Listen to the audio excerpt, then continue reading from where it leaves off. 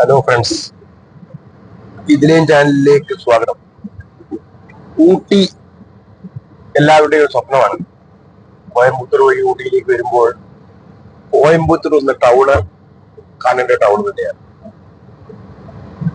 തമിഴ്നാടിന്റെ ഇൻഡസ്ട്രിയൽ ഫാക്ടറികളുടെ എല്ലാം ആസ്ഥാനമാണ് കോയമ്പത്തൂർ.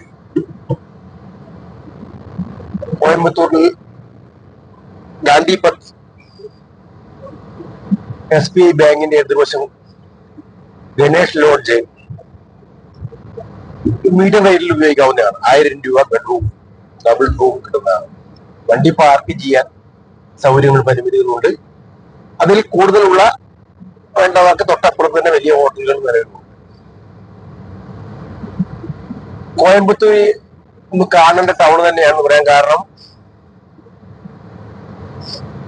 വലിയവർ മുതൽ ചെറിയവർ വരെ പരാതികളും പരിഭവവും ഇല്ലാതെ ജീവിക്കുന്ന ഒരു ടൗണാണ് കോയമ്പത്തൂർ.